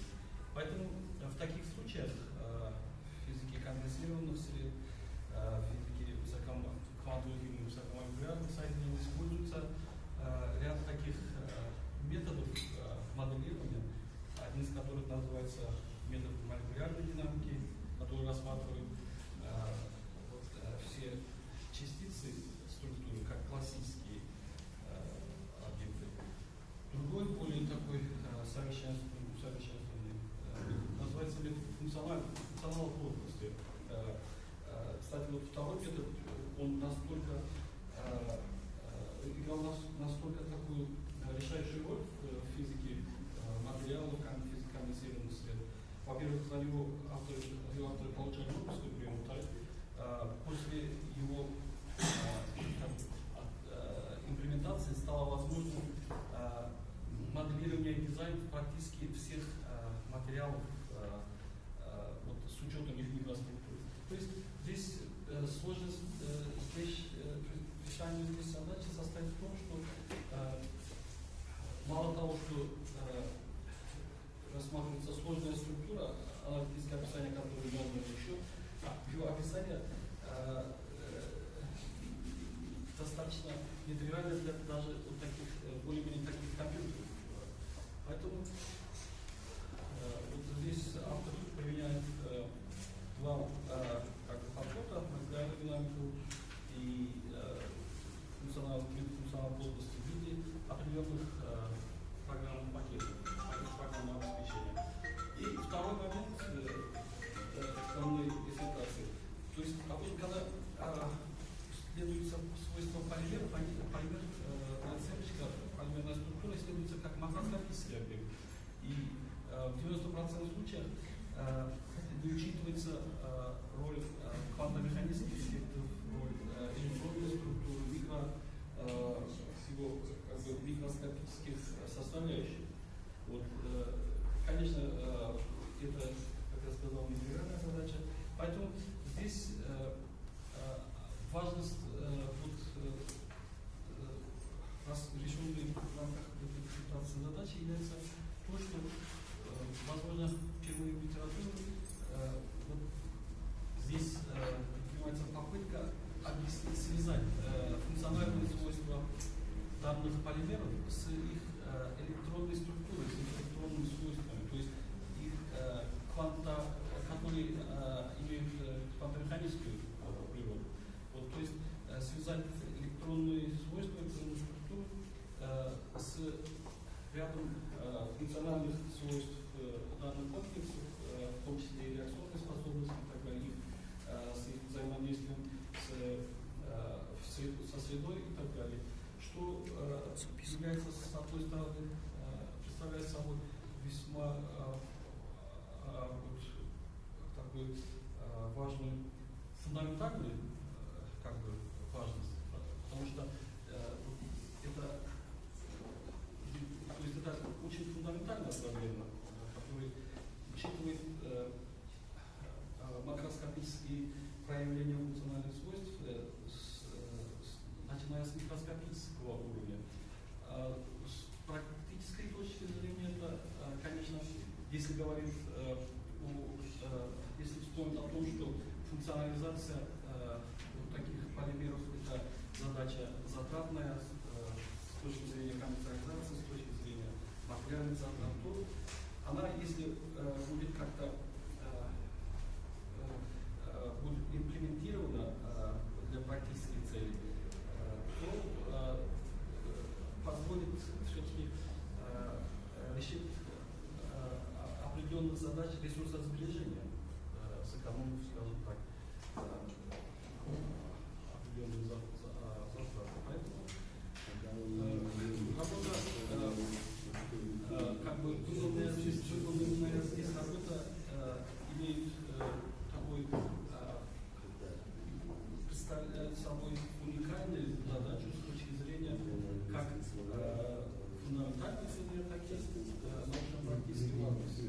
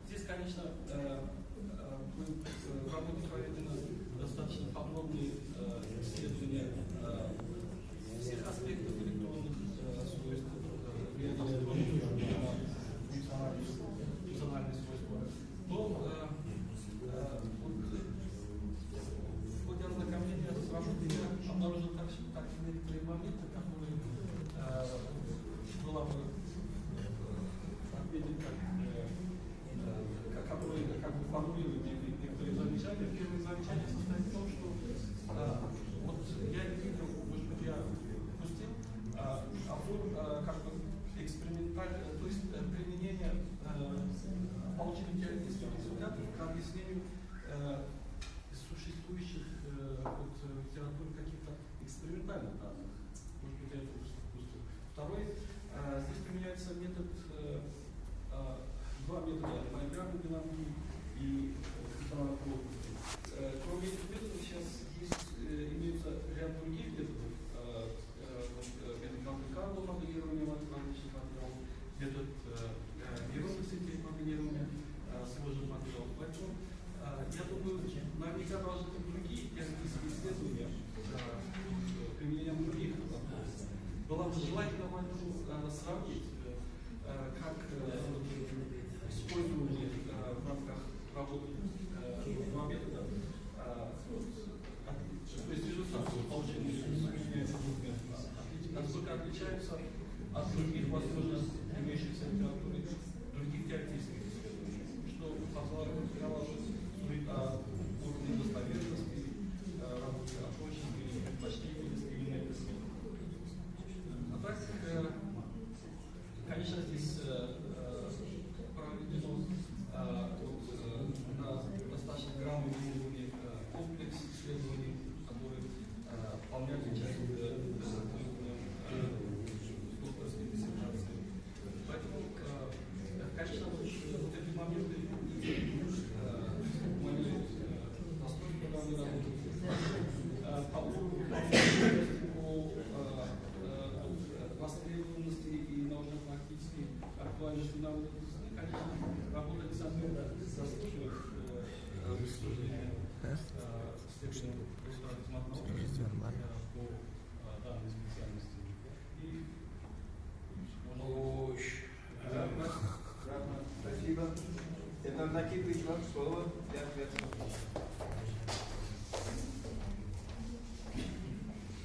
Также выражаю огромную благодарность профессору Абрасилу Гавроновичу за подробный анализ работы. Действительно, я согласен с замечаниями, именно с точки зрения электронной структуры, именно конкретно по данному объекту, литературных данных, к сожалению, есть много работ, посвященных молекулярному моделированию, различным взаимодействиям, там указывается, просто идет описание каких-либо молекулярных моделей, которые образуют мутазаны, при взаимодействии с какими-либо соединениями, а в основном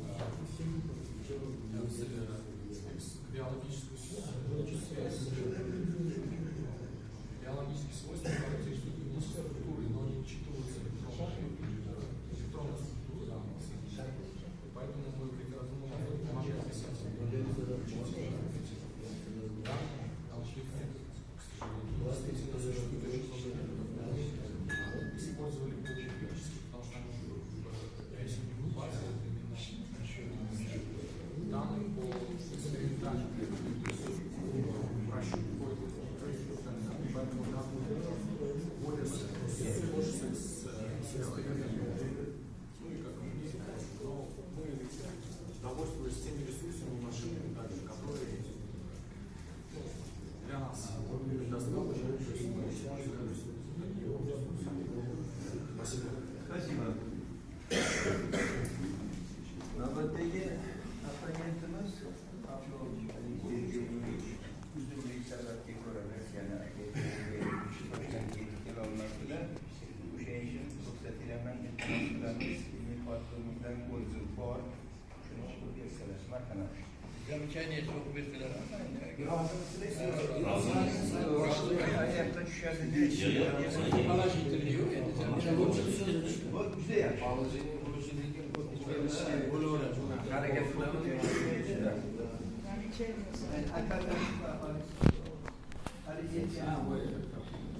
Отзыв официального оппонента на диссертацию Нургалиева Ильнара на отличие компьютерного моделирования структура свойств гидозана и его производных. Представлено искание ученой степени доктора физико-математических наук по специальности 0104 физики полимер.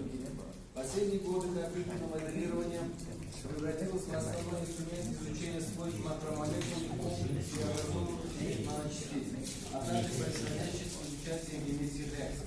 Выявляем в ходе таких исследований закономерности, описывающие связь структуры свойств свойства могут стать основной для направленного дизайна новых макромолекулярных и наноразмерных систем, обладающих заданным набором желаемых функциональных свойств. Именно этими обусловлена основная цель диссертации — молекулярное моделирование электронных свойств хитина, хитозана и его производных, установление связи их активности со структурой. Во введении обосновывается актуальность, востребованность темы диссертации и ее соответствие целям и задачам развития науки и технологий в Узбекистане. Глава 1 представляет собой литературный обзор, в котором приведены базовые представления о методах компьютерного моделирования полимерных систем. Рассмотрены в частности полуэмпирические методы квантохимического моделирования на основе модели Харди-Фока, метода функциональной плотности, а также методы молекулярной механики и динамики, основанные на использовании эмпирических силовых полей. Вторая часть этой главы посвящена рассмотрению активно используемых в химии теоретических методов рассмотрения электронной структуры и реакционной способности молекул. К упущению этой главы следует отнести то, что в ней не рассмотрены основы микронной теории химических реакций, без знания которых весьма затруднительно понимание следующей главы диссертации. Глава 2 посвящена компьютерному моделированию хитозана. Материал, как мне кажется, представлен несколько упрощенно. Слишком большое значение придается абсолютным значениям энергии молекулярных орбиталей и их знаков. Со ссылкой на теорему Гуфманса отождествляется энергия ВЗМО и энергия ионизации, а НСМО со сродством к электрону. Далее обсуждаются результаты моделирования с помощью полуэмпирических квантохимических расчетов полимеров хитина и хитозана с разным числом мономеров, их комплексов и продуктов замещения. Показан немонотонный характер изменения энергии граничных орбиталей с увеличением числа мономеров. Глава 3 посвящена компьютерному моделированию цепи ацетилирования хитозана и их агрегации при помощи молекулярной динамики. Исследованная зависимость структуры, свойства, размеров агрегата хитина и хитозана от длины полимерных цепей. Показана зависимость структуры, свойства, формы и размеров агрегатов карбоксиметилхитозана от длины макромолекул. Следующая глава посвящена квантохимическим расчетам, установлению электронной структуры и реакционных способностей для некоторых классов полимерных материалов – целлулозы, графенов, порфирин, сталоцианатов, полисопряженных полимеров, полиэтилена. Для этих объектов найдены зависимости структуры, свойства, величины щели, НСМО и ВЗМО. Научная новизна диссертационной работы заключается в использовании вибронной теории химической реакции в двухуровневом приближении для обоснования зависимости реакционной способности полимеров от величины щели НСМО ВЗМО, а также в спектре выявленных закономерностей в зависимости величины этой щели и структур полимеров и комплексов от числа мономеров. Основные замечания диссертации. Недостаточно хорошо представлены основы вибронной теории химических реакций и недостаточно полно обоснована ее применимость к рассмотрению образования комплексов биополимеров. Недостаточно детально исследованы причины немонотонного изменения величины щели НСМО ВЗМО от числа мономеров и степени протонирования и не сформулированы гипотезы для объяснения этих явлений. Третье. В литературном обзоре недостаточно корректно представлена картина зависимости реакционной способности макромолекул от энергии граничных орбиталей. Четвертое. Не показаны преимущества использованных полуэмпирических квантохимических методов расчета полимеров по сравнению с традиционными методами расчета с использованием эмпирических силовых полей. Высказанные замечания, тем не менее, не влияют на достоверность полученных автором результатов и сделанных на их основе выводов, а также не умаляют научной и практической значимости представленной работы. Оценивая диссертационную работу в целом, можно сказать, что она является законченным научным исследованием, выполненным на достаточно высоком уровне. Результаты исследования имеют как фундаментальное, так и практическое значение. Диссертация логично построена, выводы работы сформулированы четко и соответствуют полученным результатам. По результатам выполненной работы по компьютерному моделированию, обоснованности и убедительности сделанных выводов теоретической и практической значимости, представленная работа полностью отвечает требованиям ВАК, предъявляемым к докторским диссертациям, а ее автор Ильнар Накович Нургалиев безусловно заслуживает присвоения искомой степени доктора физико-математических наук по специальности 010406 физика полимеров. академик Российской академии наук, заведующий кафедрой физики полимеров и кристаллов физического факультета МГУ имени Ломоносова, доктор физико-математических наук Хохлов Алексей Леонович. Спасибо. Спасибо.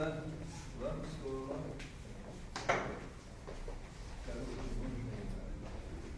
Огромную благодарность Алексею Леоновичу за подробное описание моей работы. И к замечанию я хотел бы сказать, что электронная теория сделает даже цифру, но как мы описали что мы ее модифицировали для полимеров. И не монотонно, конечно, изменение величины щели для числа мономеров мы связали с каким-то суперфункционным. Но там только на начальные такие данные, которые мы не можем еще связать и конкретно сказать, с чем это связано. Мы предложили такие вот именно с конфигурацией. Ну, по преимуществу по эмпирическим методам я уже сказал, что мы именно относительно машинного времени мы тоже смотрели именно данные расчета.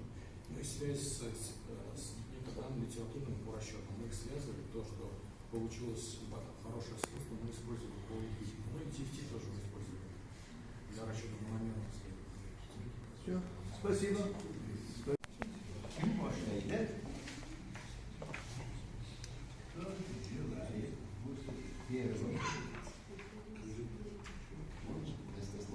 Пожалуйста.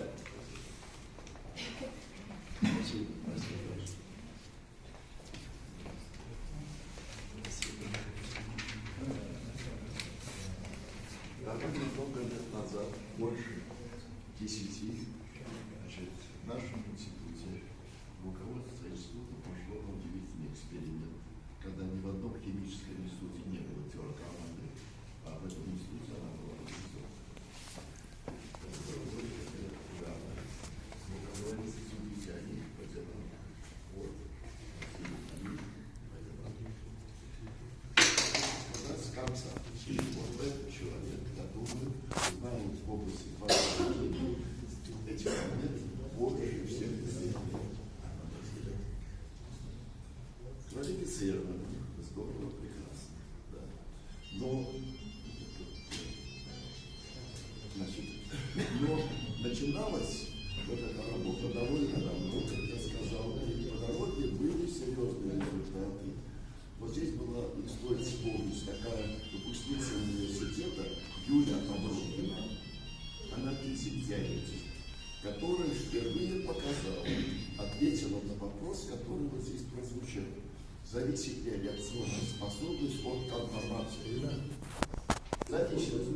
Оказывается, что если вы берете линейный полимер, одна электронная структура, а если мы взяли петлю, оказывается, локальное состояние появляется. И все ровно.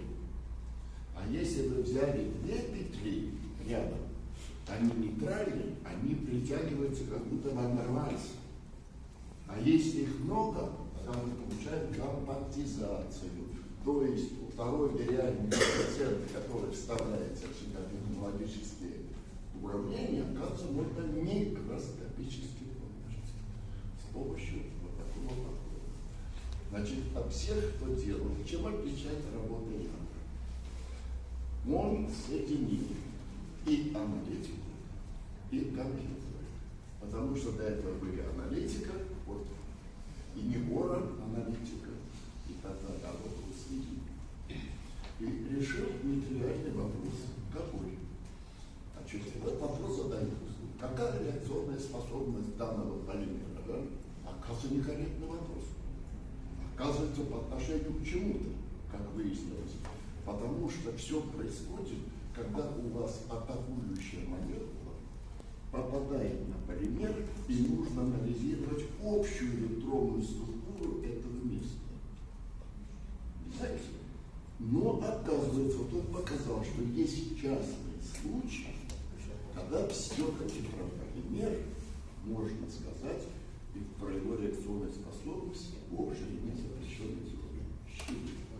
Вот это вот его концепция, с которой он ездил В МГУ и удивили, кстати, очень. Конечно, молодец.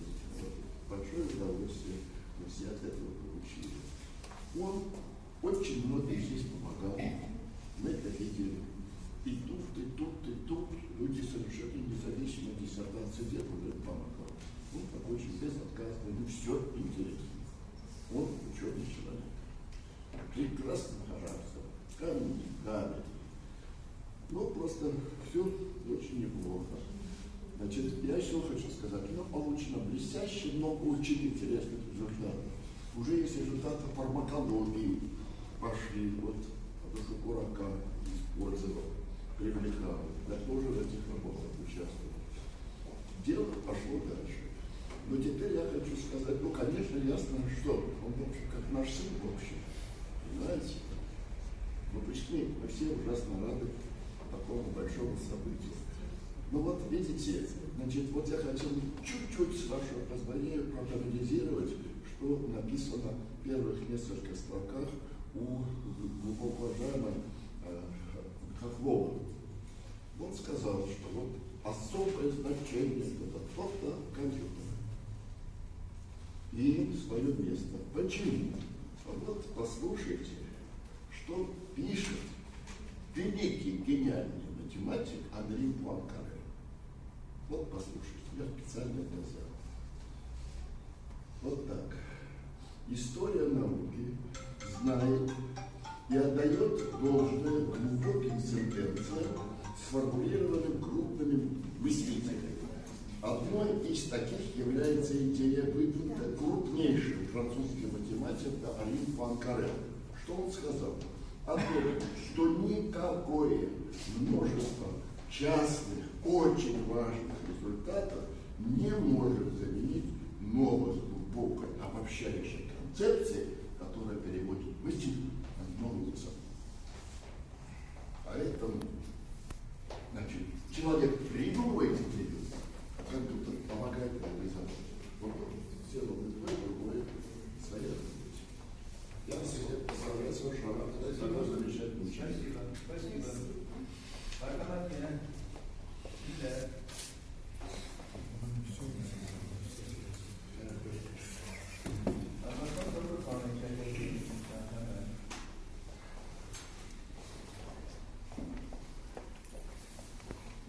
Уважаемые коллеги, уважаемые друзья, я не являюсь специалистом в области физики полимеров, но то, что мы заслушали сегодняшнюю работу, проведена очень интересная работа.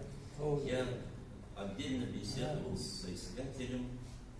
Я считаю, что у этого направления перспективное будущее. Спасибо, Сайор Шараф Набам, что вы начали это направление и сохраняете в течение вот этих года. К чему я все это говорю? Уважаемые коллеги, очень много было вопросов, замечаний со стороны наших уважаемых оппонентов. Это все правильно.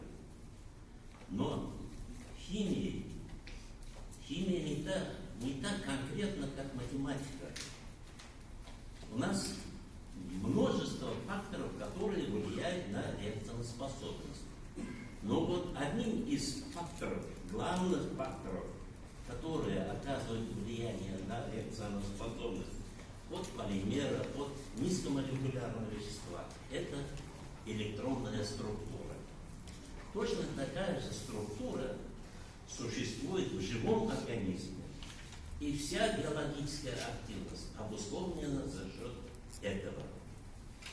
Если сейчас мы будем затребовать у соискателя, дай конкретную цифру по реакционоспособности хотя бы одной из химических реакций, это было бы смешно.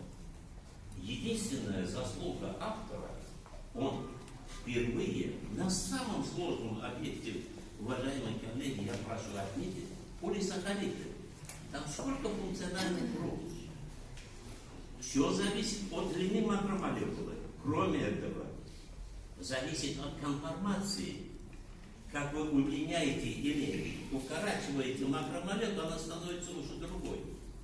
И одновременно проследить за электронной структурой и доказать, что она оказывает вот такую реакционную способность, практически невозможно. В чем заслуга автора, в чем успех этой работы? Я хочу у вас отнять 2 минуты времени. Года 5 лет тому назад в нашей лаборатории был создан препарат. Это всем известный препарат на основе полисахарида сульфат целлюлозы. И мы тщательно хотели изучать, каким образом сульфат целлюлозы и инвиво, и инвитро ингибирует как лейкемию, ингибирует как ВИЧ, ингибирует любую инфекцию, но в целом бессистемный препарат, но оказывает мощные противовирусные и антибактериальные действия. И тогда нам необходимо было оценить, за счет чего приводит к ингибированию. И впервые после электронных расчетов, это проводили в Америке, в Германии, убедились, что полисульфат, полианионная структура макромолекулы сульфата целлюлозы или сульфата любого полисахарида взаимодействует с оболочечными рецепторами как бактерий, так и вируса. За счет этого идет комплементарная реакция ключ-замок, и за счет этого уже происходит дальнейшее прекращение дальнейшего инфицирования здоровой клетки. В этом плане эта работа заслуживает очень большого внимания. Я призываю всех членов Совета проголосовать за. Спасибо за внимание. Yana olacak. Владимир Олегович, Мархамат. Уважаемые коллеги, мы много раз заслушивали эту работу, и сейчас, на мой взгляд, работа очень интересная. Вы знаете, вот часто бывает так, что работы физиков-теоретиков трудны для понимания экспериментаторам-химикам. Вот здесь вот хорошее исключение. С самого начала, с самых первых семинаров и с обсуждения был действительно неподдельный интерес именно со стороны экспериментаторов по отношению к этой работе. Вот мы и раньше всегда в качестве модельного объекта для изучения реакционной способности полимерного объекта рассматривали мономерное звено.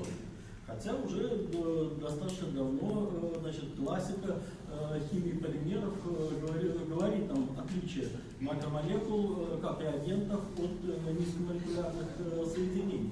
Но вот здесь вот в работе Ильнара мы увидели дальнейшее развитие этого момента. То есть, оказывается, даже если взять сополимер одного состава, но различающийся по своей микроструктуре, то есть характеру блочности или чередующийся, или блочный, или блочный сополимер, или блок-градиентный сополимер, то реакционная способность от этого может отличаться. И он связывает это с величиной вот этой дельта-Е щели в макромолекуле. Вот, на мой взгляд, для вот этой вот части работы представляет особый интерес и может развиться как-то в отдельные исследования, развивающие вот это отличие макромолекул как реагент. Дальше, мне кажется, второй вариант, который следует из этой работы, который тоже представляет интерес, что рассматривать реакционную способность уже не только полисахаридов, а попробовать вот этот вот подход применить к полимерам синтетического ряда. И мне кажется, то есть эта работа как основа для дальнейших исследований даже может быть. А так я, безусловно, считаю, что Ильнар заслуживает присуждения исковой ученой степени и призываю голосовать за. Спасибо. Спасибо.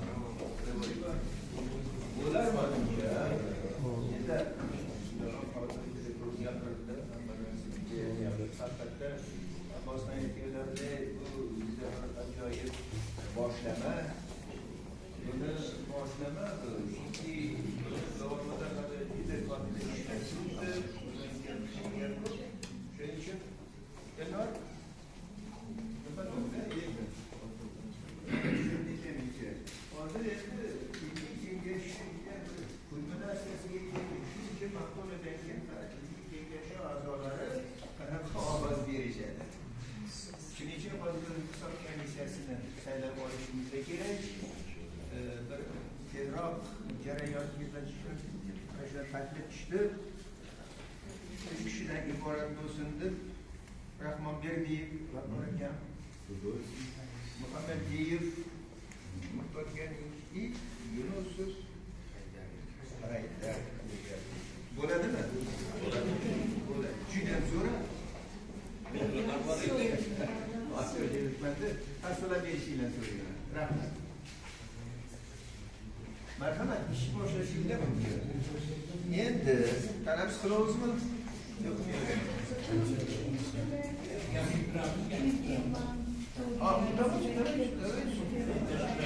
Xulosalarni ko'raylik.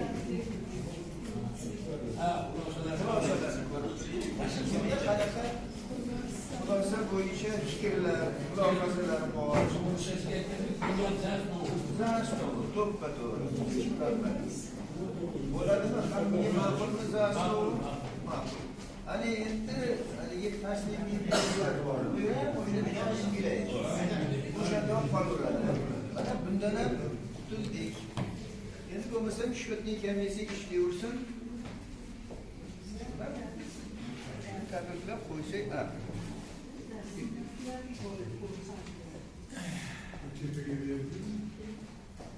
keldi.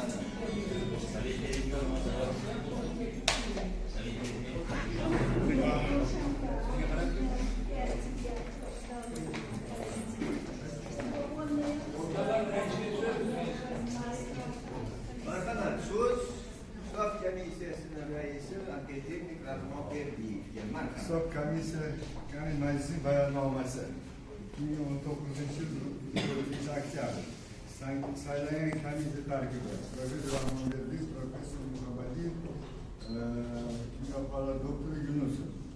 Komissiya Nurgaliyev bilan Nakibovning fizika matematika fanlari bo'yicha fan doktori ilmiy darajasini olishga qo'yilgan dissertatsiya yuzasidan yashirin berilgan ovozlarni saylash uchun saylangan. İlmiy kengash tarifi 20 kishidan iborat qilib tasdiqlangan. İlmiy kengash tarifi xalq bo'yicha ovoz huquqidan qo'shimcha ravishda kiritilmagan. Majlisda ilmiy kengash a'zolari 18 kishi, shu jumladan ko'rib chiqilayotgan dissertatsiya ixtisosi bo'yicha 5 nafar fan doktor ishtirok etdi. 18 ta byulleten tarqatildi, 3 ta byulleten tarqatilmay qoldi. Qutisida 18 ta byulleten borligi aniqlandi. Ovoz berish natijalari: Nurgaliyev Ilmar Nakibovga matematika fanlari bo'yicha fan doktori ilmiy darajasini berish bo'yicha quyidagicha ovoz berildi. Tarafdorlar 18 ta, 100%, qarshilar yo'q. Shu jarohat topilgan yerdalar ham komissiya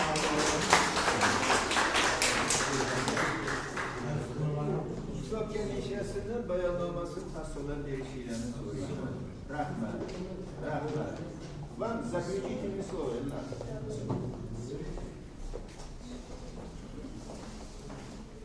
Как соискатель, на самом деле, заключение должности должности, хотя хотел бы выразить огромную благодарность академику Рашиду Васильевичу Шарафовне за проведение исследований, как ученик тоже, это профессору Аксельеру Борису Леонидовичу, профессору Ашурову Ивану Александровичу, профессору Вышкину Владимиру Александровичу за помощь в проведении работы, в обсуждении, в заслуживании, в оппонировании. Также хотел выразить огромную благодарность оппонентам, это Адылову Татьяне Ключиевне, Адрасулову Даврону Румовичу, академику Павлову Алексею Ивановичу, оппонирующей организации Национального университета Казахстана, и председателю научного совета и всем членам ученого совета. Спасибо вам огромное. Спасибо. Endi ishimiz oxiriga keldi.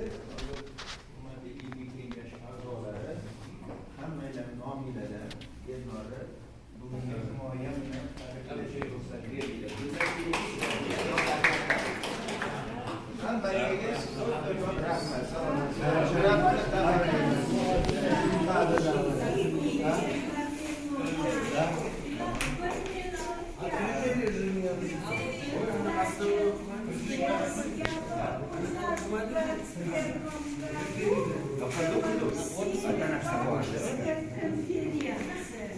Но Узбекистан должен быть членом ЮБАК. Сейчас хочу пойти к Игзону Сасаревичу, сказать, общества химиков у нас нет. Турова.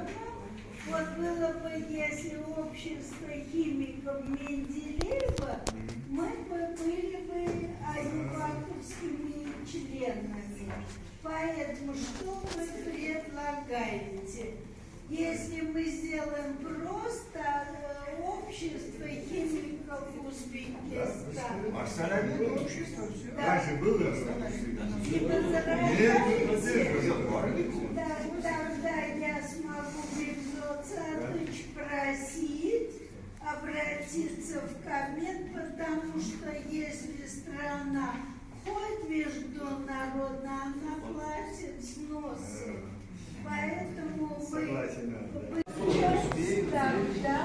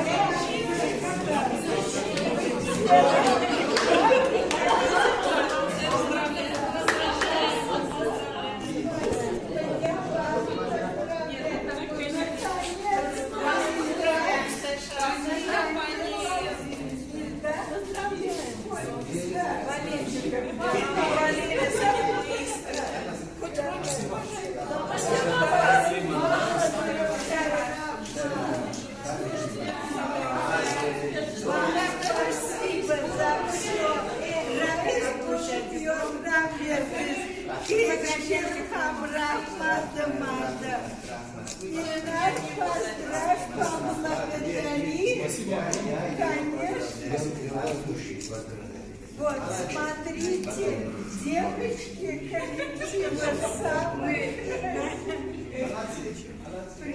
Это мужской подарок, а здесь вот женский розы.